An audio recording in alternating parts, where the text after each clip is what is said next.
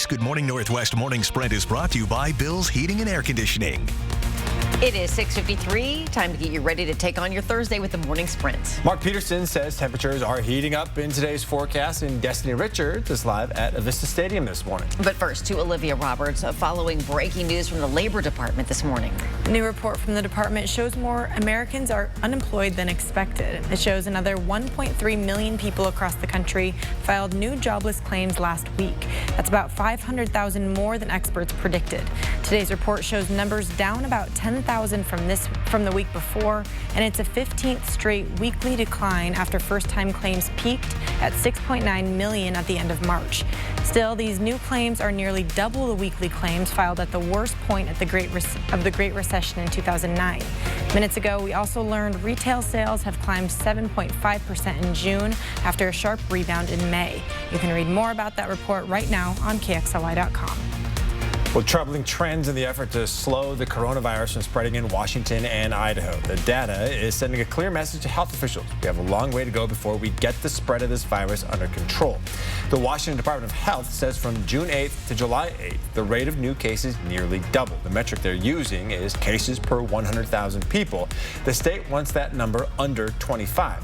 Back on June 8th, the number was 56.8. And on July 8th, it had nearly doubled, as we said, to 111.9. Testing is increasing, but the state says this exceeds that number. Parents in one of Spokane's largest school districts are getting a little more clarity about what the return of school might look like. Central Valley Schools just sent a letter to families with a preliminary plan that still has to be signed off by the state superintendent. CV says the plan right now is for elementary schools to be open every day for in-person teaching and learning. Grades 7 through 12 will have what the district calls a blended learning model. We have linked the whole preliminary report on KXLY.com. While schools across the country are working on plans to reopen, the House of Representatives might be delaying or skipping its August recess to work on another stimulus bill. Lending a financial hand to the American workforce is something that has bipartisan backing. Majority Leader Mitch McConnell says he wants the next stimulus package to include liability protections for businesses, restaurants, and schools with a price limit under $1 trillion. The Infield Cafe continues to be open through the end of July. Come enjoy all your ballpark favorites, including the new 4 News Now burger, only available today. The Infield Cafe is going to be open from 11 a.m. to 2 Monday through Thursday, so make sure you come get this today if you want something simple but zesty. But go to our website, KXLY.com, right now for all the information on the Infield Cafe. Keep an eye on your mailbox. Ballots for Washington's August 4th primary are on the way. You should have them by Friday, and you have until 8 p.m. on the 4th to get it postmarked or dropped off. If you are not registered, you have until the 27th of July to do so at the county elections office. The bigger the name, the more likely the hack on Twitter. Tweets from Barack Obama, Elon Musk, and Bill Gates' accounts all showed up with a message about Bitcoin yesterday, each asking for followers to send the cryptocurrency and offering to double the amount.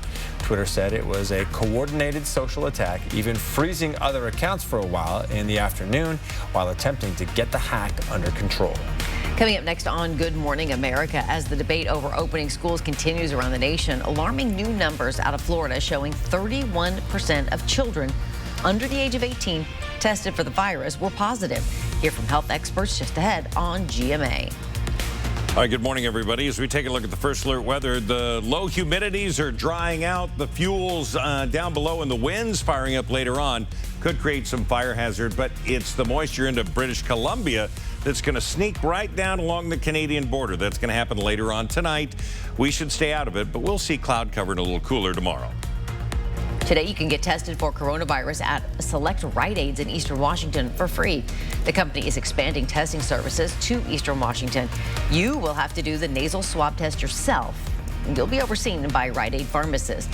It is no cost to anyone 18 or older. If you want to get tested, you need to register online at riteaid.com for a time slot. To see a full list of the 8 Rite Aids in Eastern Washington offering these self-swab tests, just look for this story on KXLY.com. And a reminder for Spokane families, today you have the opportunity to learn more about Spokane Public Schools' plans for reopening schools in the fall. The district is inviting parents to join a virtual webinar. The first one is tonight. School leaders will discuss options for in-person learning during that meeting. You can find this on KXY.com. Back with more after this.